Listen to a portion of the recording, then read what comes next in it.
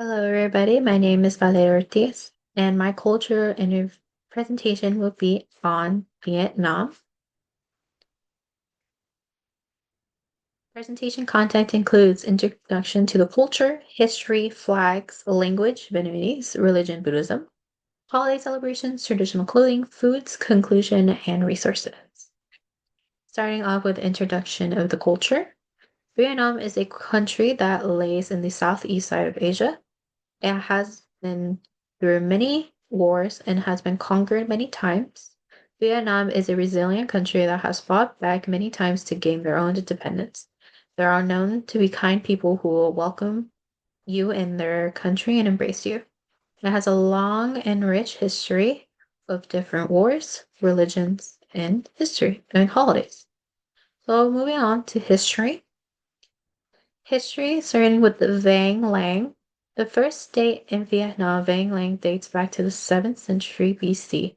This state created a civilization that influenced the entire Southeast Asian region, forming a diverse economy and an advanced culture known as the Red Velvet Civilization. It reflected the traditions and the ancient culture of the Vietnamese people. In the image to the right, you can see how Vang Lang was divided back when Vietnam was forming. History with domination. Several centuries later, Vietnam underwent a millennium of the Chinese domination, which took away its independence. In 1858, the French colony rule began and lasted until 1945. In 1945, the August Revolution, led by the Communist Party and President Ho Chi Minh, established a Democratic Republic of Vietnam. And the image to your right, it is a protest or slash celebration, depending on which side you were on, of Vietnam becoming a democratic republic. And then history wars to present time. A series of wars eventually led to the reunification in 1975, making the beginning of the Socialist Republic of Vietnam. After the Sixth Congress of the Communist Party in 1986, major economic reforms were introduced by Do Mo, which boosted Vietnam's economy. Over the past 20 years, living standards have improved and social management has strengthened based on the rule of law. Many of Vietnamese people follow the common law that's present today in Vietnam, and it has brought a lot of prosperity and very much a restful time for Vietnam to have a blossoming economy, which rules a lot of their financial assets. Flags. Flags. The flag with the three red stripes. The flag is known as Co Vang and was used from 1948 to 1975. During this time frame, the flag represented when Vietnam was divided into North Vietnam and South Vietnam. After World War II, the Communist Party of Vietnam declared independence and on September 29, 1945, introduced a red flag featuring yellow star in the center, which we'll talk about in a minute. France refused to recognize Vietnam's independence. With the support of France and the United States, the Republic of Vietnam ruled of the southern part of the country and used a yellow flag marked with three red stripes. So when Vietnam was still considered being North and South Vietnam, South Vietnam wanted to be their own independent ideals, their everything just independent from the northern side.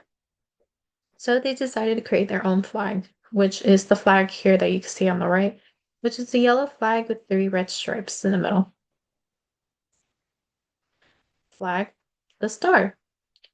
This flag is known as Co Du and has been the current national flag of Vietnam since 1945. The flag was officially adopted as the national flag of the Unified Vietnam in 1975. 6.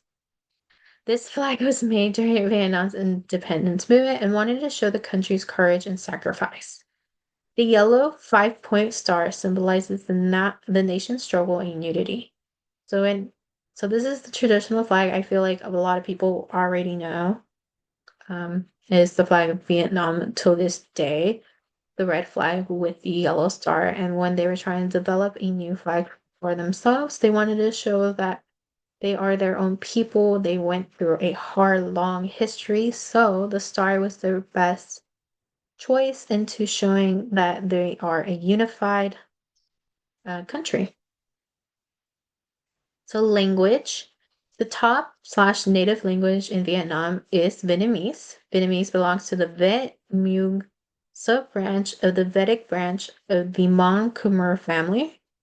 The language does borrow a large part of the Chinese vocabulary, and this occurred when Chinese conquered the Vietnamese. So when Vietnamese were trying to create their own language, the only language they knew was Chinese because China dominated Vietnam for a long period of time. So when they were trying to develop their own language, they kind of took some of the Chinese characters and turned it into their own language, which is now Vietnamese. Religion. Buddhism. Buddhism is the common religion in the country of Vietnam. The religion was introduced to Vietnam from India and China. Buddhism focuses on how to be humane, selflessness, and self-sacrificing, while the Vietnamese took their own blend with the principles of compassion, loving kindness, empathetic, and equality. Buddhism is a dominant religion for spiritual life. The religion has influenced different aspects in Vietnam, including politics, culture, ethics, lifestyle, and socialite development. Um, Earlier in the semester, we had a cultural interview assignment, and I decided to interview my friend Huy Lê, who is from Vietnam. And even though he says that a lot of Vietnamese people are moving away from Buddhism and trying and following more of a Western religions like Catholic and Christian, they say if they do not identify as Buddhist, they try to follow the Buddhist principles because Buddhism influenced a lot of cultural aspects in Vietnam. And most of them is just to be compassionate, being loving, be respectful people. That's why in the beginning, if a foreigner were to visit the country, they will greet you with open arms and everything. They want you to come and see how they are very nice people and they love their country and they want other people to love their country. So Buddhism very much was a very influential aspect in the Vietnamese culture, especially when it comes to their values and social norms. Moving on to holiday celebrations. The first one is Tet. Tet is a Vietnamese Lunar New Year. When the holiday is celebrated depends on the lunar calendar, so it can occur late January or early February. Tet is a very significant holiday for the Vietnamese people. The festival brings new beginnings. Families will clean and decorate their homes to welcome the new year. It is a big family celebration with many family dinners and festivals. Families will cook big and lavish dinners for people to enjoy. Red has a large significance for being lucky. Elders will give red envelopes with money to the children. Families will decorate their homes with red flowers or red signs that have Vietnamese letter characters that mean good luck. So Tet is very important. It is Lunar New Year. It's actually celebrated more than Christmas. We mentioned that Christmas is more of a laid back holiday compared to the United States. The United States, I feel like Christmas is a big family celebration than New Year's. For them, New Year's is a very big deal. New Year's, like all the family has to be there. Everyone's cooking different meals. The kids are having fun. The kids are getting their little red envelopes right here. The image in the right with their money. You know, he says that he would use his money to go to the internet cafe to play games with his friends.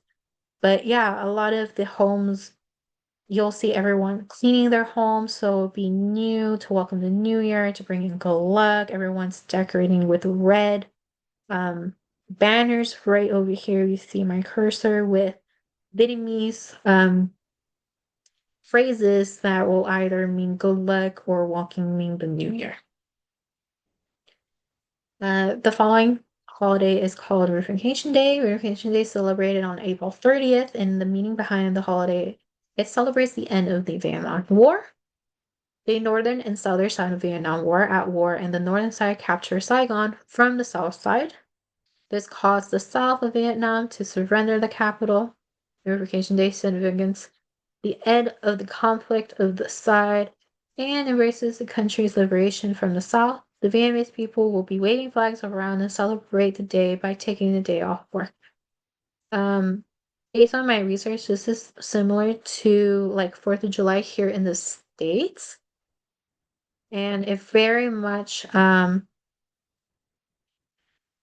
it's like a day off work, celebrate the country, celebrating your independence. So there's like a lot of celebrations. Flags are everywhere to represent their freedom.